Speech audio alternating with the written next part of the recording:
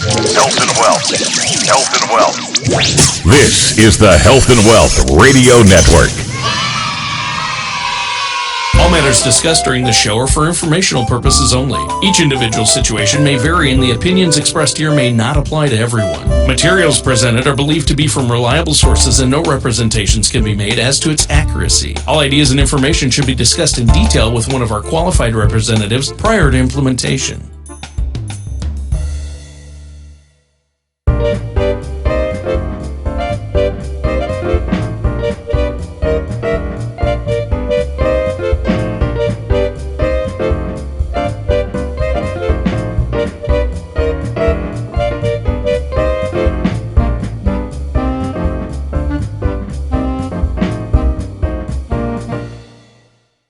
My name is David Ernest. Thank you very much for coming tonight to celebrate and to make campaign donations to our future Senator, Congressman Mo Brooks.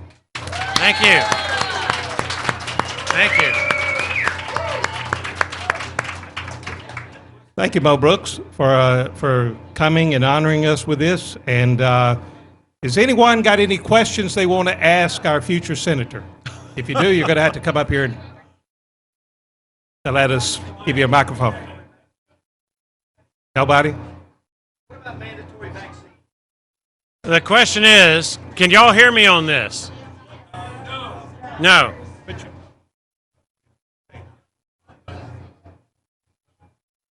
Okay. Now can you hear me? The answer is no. Okay, now check this. I don't know why it's on. Check 1, 2. It's not on. Okay, here, just use this one. Oh, I'm sorry about that. What happened with this one? All right, now you can hear me. The question is, what about mandatory vaccines? My position is real simple. I believe in liberty and freedom. I believe that the role of the government in this matter is to try to get out as much accurate information as possible. The risk associated with COVID-19, the risk associated with the vaccines, the potential reward of the vaccines, and then let the people make their own decision based on their own circumstances as to what course of action they believe is best for them. Thank you. Any other questions? Yes. Yes, ma'am. Come on up. This is. And by the way, any questions y'all want to ask, they're all fine. As I mentioned over here to this young lady just a little while ago, they can be about the Senate race, they can be about what's going on in Washington, D.C., where you'll get something firsthand, because I'm in the middle of it, okay? It won't be filtered by the news media. And if that doesn't work, you can ask about Martha and my 10 grandchildren with 3 on the way. All right, Val? Yes. Can you hear me? Yes. You have been in the House of Representatives, and now you're running for Senate. Microphone closer to the mouth. You have been in the House of Representatives, and now you're running for Senate. What can and will you bring to the Senate seat that's different from the House, and also bring that is more advantageous than the fellow Republicans that are running against you? Well, that covers a lot of turf, those kinds of questions. Basically, what will I bring to the Senate that I have in the House? Virtually the exact same thing. If you believe in the foundational principles that have combined to make America the greatest nation in world history, that is what I have fought for in the House of Representatives, and that is what I will bring to the United States Senate. Now, why be in the Senate rather than the House? Because by golly, in the Senate, you're in a better position to stop the socialists from suppressing freedom of speech. You're in a better position to stop the socialists from suppressing freedom of religion. You're in a better position to protect the Second Amendment right to bear arms. You're in a better position to try to ensure that we have honest and accurate elections. Just go down the list. In the United States Senate, you're 1 vote out of 100 versus 1 out of 435 in the House. In the United States Senate, you have rules that better enable an individual to stop bad things from happening. It might be the filibuster rule. It might be any number of rules related to the confirmation of judges and cabinet members and things like that. Now, the next question was, what distinguishes me from my opponents? and I don't want to let the cat out of the bag too early. So I'm going to talk somewhat in generalities, although there are certainly some specifics. Generally speaking, it's this. I am the only candidate running for the United States Senate that has a record you can rely on. Now, when I say that, I want you to think about this. How many times have you heard candidates parrot back to you what they know you want to hear, and then they get elected and they don't do what they said they were going to do? With Mo Brooks, you do not run that risk. But with every other candidate in this United States Senate race, you really have no clue as to what they're going to do because they have never been in the heat of that kitchen. They have never had special interest groups trying to sweet talk you on the one hand or intimidate you on the other hand to do the wrong thing for America rather than the right thing. With me, you know that you are getting someone who's going to do what I say I'm going to do because I've got that record. But if don't take my word for it, look at my voting record. Look at the interest groups that focus on certain things. For example, the Second Amendment right to bear arms. You've got Gun Owners of America. You've got the National Rifle Association. Don't take my word that I'm for the Second Amendment. Look at what they say about my record in the House of Representatives. And those two entities have given me an A or an A plus every single year I've been in the United States Congress. How many of y'all are pro-life? Okay? I'm pro-life too. Everybody's going to say they're pro-life. But with Mo Brooks, what you can do is you can look at the voting record of the Susan B. Anthony list, or you can look at the voting record of National Right to Life. And as I understand it, with National Right to Life, I have an A grade every single year on pro-life issues under their scorecards. That's something I offer that nobody else offers. Proof that I'm going to actually do what I say I'm going to do. If that's not enough, how about foundational principles? Look at Heritage Action. Heritage Foundation. They evaluate us based on foundational principles. I have one of the best records in the United States Congress, top 10 or 15% over the entire decade versus the other members of the House of Representatives. How about border security? I've heard one candidate say, oh, I'm all for border security. Well, you know, we're going to test that at some point because you've got to admit that actions mean more than words. And I think there's a conflict there. But nonetheless, with Mo Brooks, you can go to Numbers USA or Federation of Americans for Immigration Reform who believe in border security, and you will find out that each of those two groups have ranked me number one out of 435 congressmen on border security. Not top 1%, number one out of 435. And if that's not enough, then how about take the word of some people or organizations that you know? I've been endorsed now for Congress and the United States Senate 3 different times by President Donald Trump. So if you trust Donald Trump on the MAGA issues, I hope that you'll understand that he's endorsing Mo Brooks because he knows I'm a fighter on those types of issues. I'm not one of these wallflowers who might mouth the words but doesn't really fight for the MAGA agenda. And given that the socialists fight, we need fighters right now. We don't need pacifists who are just going to take it as the socialist dicks it out. We've got to take them head on and beat them. Okay? If that's not enough, look at Senator Rand Paul. He's endorsed me. If that's not enough, look at Club for Growth, free enterprise versus socialism, higher taxes or lower taxes. They have endorsed Mo Brooks. If that's not enough, look at Senator Jim DeMint. Curtis Fund, he's endorsed Mo Brooks in this Senate race. If that's not enough, how about Mark Levin, a conservative thought leader on radio? He's endorsed Mo Brooks, or Steve Bannon. And we've got a number of other organizations and people who will endorse Mo Brooks. Basically, what I think you're going to see, it is almost going to be 100%, if not 100%, of the national conservative thought leaders and the organizations who are fighting for our conservative values who will very easily and very quickly endorse Mo Brooks over all the other people running. So that pretty much lays out what we are. You have a chance to vote for a real conservative or a pretender. Your choice.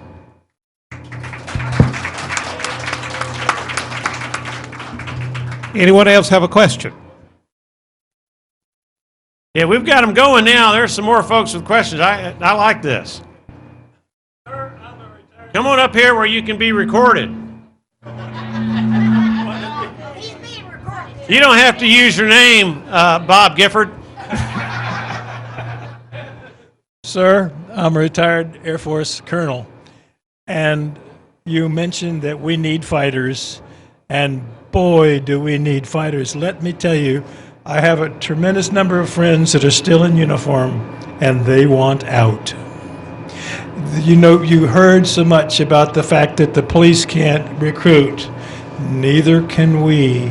Get the people we really need, and those are the people who are willing to give their life for their country. And we're having trouble because, and I don't want to sound like I'm sexist or anything, but what they're beginning to call the feminization of the combat unit. And there's so many things where we need to understand that a man is a little bit stronger than a woman, and we have to have the best combat infantry and combat pilots and combat tankers and combat everything else that we can get. What can you do in the Senate to help me get rid of the that we've got as the commander-in-chief? Now I understand why you didn't want your name known, Bob. All right.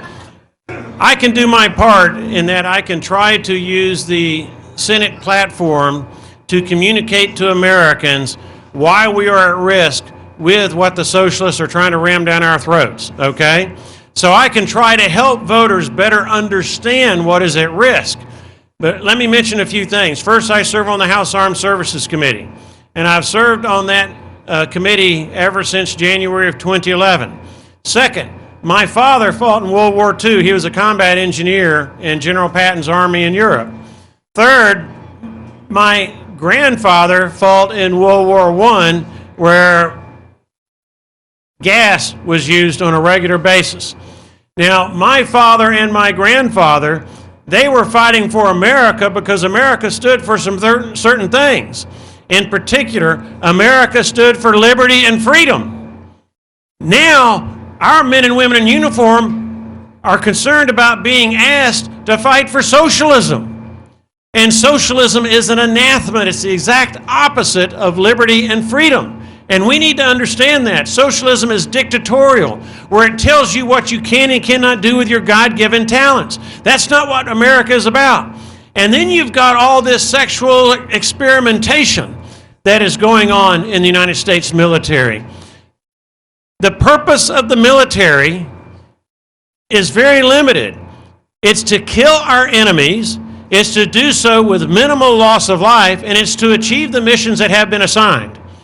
And our military needs to focus our monetary resources, our military personnel, our training on the achievement of those things. And when you start throwing into the mix this social experimentation, you divert attention from your mission, from your training, to those other things. And that's wrong because that can be deadly. And I'm going to use just for an example this transgender stuff, okay? We end up having to pay hundreds of thousands of dollars in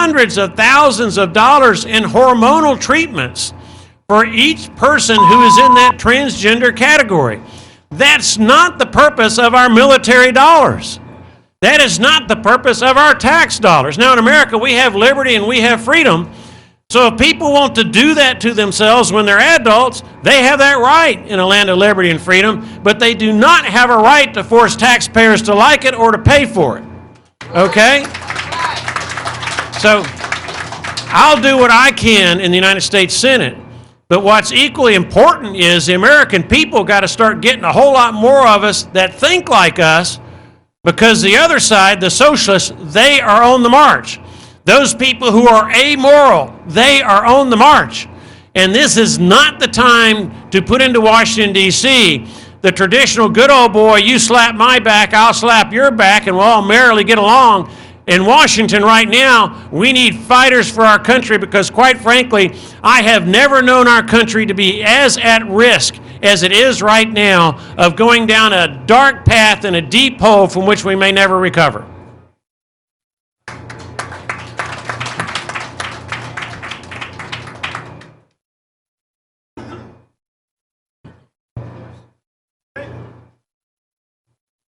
I wanted to get your thoughts about the agenda that the Democrats have going. Like today, they're talking about doing away with the filibuster, and if you could just touch, but until the midterms, are they going to be able to do these things or not? What do you think they can get through like it is? I'm going to talk about the filibuster just for a moment, and then you've got the bigger agenda. And as with any war, and we're in a political war right now, there are battlefronts all over the place. The socialists, when I say they're on the march, the amoral folks, when I say they're on the march, they are attacking at every level. I talked briefly just a moment ago about freedom of speech. They're attacking that with the cancel culture, with big tech and censorship. When I talk about religion, they want you to be able to practice freedom of religion so long as you're behind the church doors. But the moment you go out and carry your religion with you, they're going to sue you. That's wrong. You're allowed to have your freedom of religion 24 hours a day. Those are your religious beliefs. They're protected by the United States Constitution. They're attacking our election system with voter fraud and election theft activities. And the news media is complicit in this stuff because they keep, every time there's some article about voter fraud and election theft, the news media has been trained to put in the word unproven or something similar to that. And I ask you to read just one document in that regard. 2005 Federal Election Commission Reform Report, co-chaired by Democrat Jimmy Carter, President of the United States, and Republican White House Chief of Staff under Ronald Reagan, James Baker. And in that report, 16 years ago now, they itemized the systemic flaws that weakened our election system and made it easier to engage in voter fraud and election theft. They pointed out the weaknesses, they pointed out the flaws, things like non-citizens voting in our elections, and nothing has been done to fix those things. And I'd like to know by what miracle the media comes around saying it's unproven when it was proven 16 years ago. Not counting all the other stuff that we have anecdotally, specific examples in 2020. But let's go, talking about globally and how there's a battlefront everywhere, let's talk about the filibuster. In my judgment, if we get the House and we get the Senate and we get the White House, we might want to consider getting rid of the filibuster so that we can reverse the damage that they're doing. The problem with the Democrats is that they actually fight for their value system, and we have too many weak-kneed Republicans who just want to go along, get along, not get the media upset, and keep their jobs.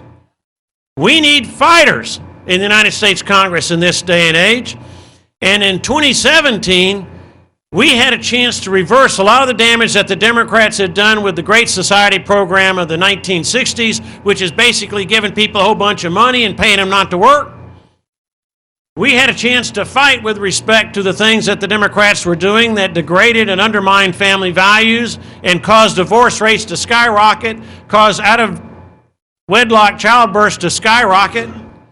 We had a chance to do something about our deficit and debt. We had a chance to make a lot of constructive changes, but we didn't because we didn't change the filibuster rule. We had a chance to repeal Obamacare, but we didn't, okay? So we had a chance to do a lot of things with the filibuster rule, but right now the other side's in control, and I pray we will keep that filibuster rule while the other side is in control, because that is our chance to stop some things. Now let me talk long term when I talk the filibuster. Go back 100 years.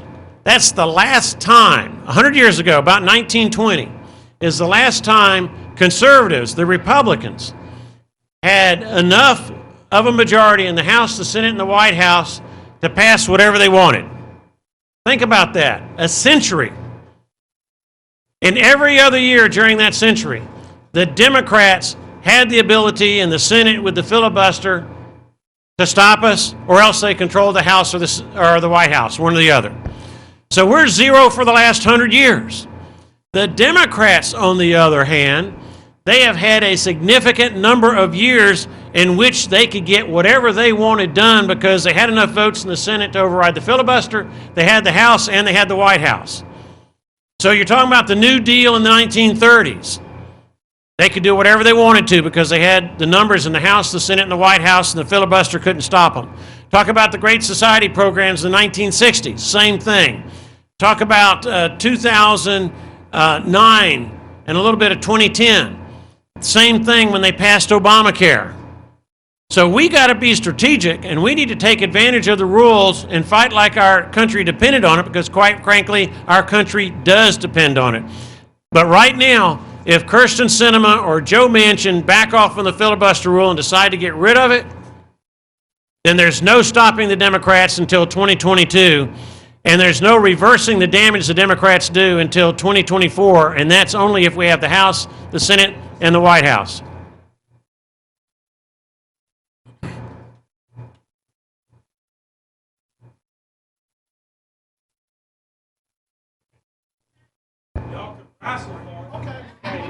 Whoever's next up. We have a microphone right here, and two people are kind of hesitant. They're closed. Oh, we have a winner. Well, I have two questions. Can you hear me? I have two questions. The first one, the most important one, is what's your favorite ice cream? And the second one is how are you going to handle the critical race theory? All right. CRT? One of those questions is real hard, and the other one is pretty easy. When my wife and I, by the way, we met on a blind date at Duke University, and depending on who you talk to, we agreed to get married either after knowing each other for 6 weeks or 8 weeks. Okay, and we've been married for 45 years now. And she tells one story about how I had, a half gallon of ice cream, and I thought that was all right for one setting. Okay, I was just in the commons room just eating away. That was dinner or lunch or who knows what. So when you ask me which is my favorite ice cream, I'd say almost all of them. But I'm kind of partial to Rocky Road. But then again, this new stuff with cherries and chocolate chips, that's delicious too. Mint chocolate chip, sherbet, I like almost all of them enough to where I'll eat whatever you offer, okay? So that's the ice cream story. That was a hard one to answer because there's so many good answers there. Critical race theory.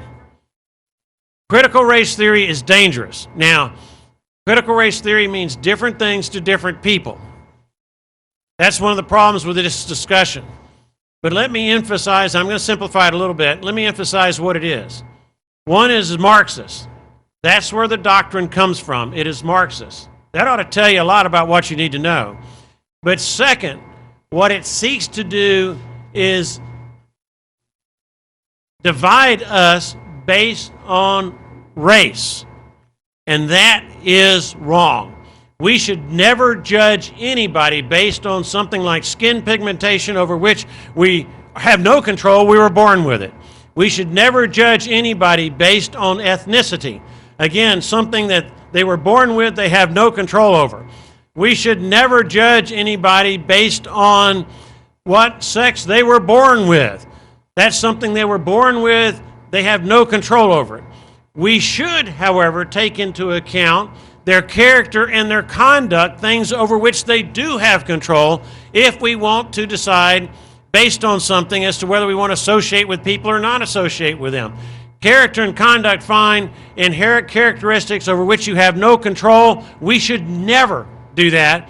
But what critical race theory does is it basically classifies you as an oppressor or an oppressed, using Marxist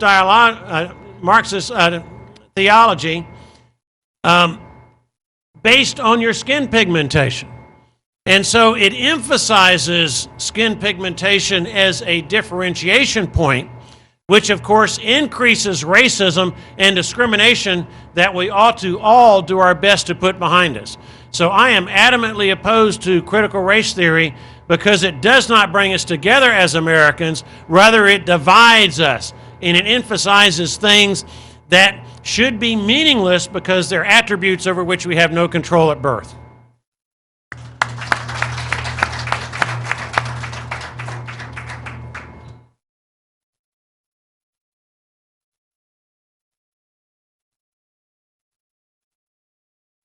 All right, Susan. Yes. I have Put two. the microphone up close. Okay. I have two questions. The first one is short. Is the retirement of Senator Richard Shelby going to affect the stationing of the F-35 fighters at Danley Field here in Montgomery? In my judgment, no. Next question. I would like to see the interstate system here in Alabama fixed. I-65, but it needs to be 6 to 8 lanes from the North Alabama to Mobile. All right. And I don't know how the federal interstate system works, but I know it's working well in other states. They're getting nice interstate systems, and we're not. Let me explain how our road system works. Congress has made the decision, and I agree with this decision, to defer road priorities to your state government. So at least as of today, and during the entire decade plus I've been in the United States Congress, which roads are constructed, which improvements are made, are decisions of each state, city, or county, not your congressman, not your senators, not your president, okay?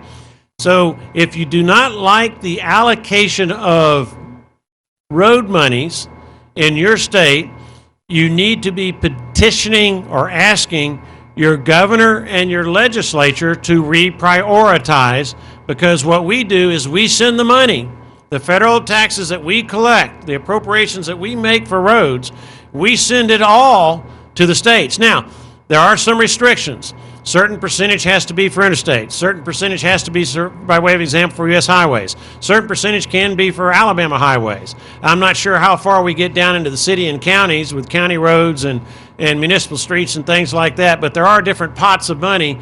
But after that, city, county, state governments make the decision on how to spend it. Now, how can we get more money from the federal government to cities, counties, and states so that they can do even more road work, new and repair? In my judgment, since the bulk of federal government transportation money comes from gasoline taxes, we ought to be limiting that gasoline tax money for roads as much as possible, because those are the users who are paying the gasoline tax. What we have in Washington is an annual fight where the cities want us to be diverting that gasoline tax money to their mass transit systems, so that people who are actually paying the gasoline tax, driving on the roads, instead of having better and safer roads, they're seeing their money going to subsidize the fares of those subway systems in those major metropolitan areas, rather than those people who are using those metro systems paying their own way. But if we were to shift more of that money to where it should go, and I believe it should go to the folks who are paying the bill, then we would have a lot more money for highways and bridges in the state of Alabama and in other states.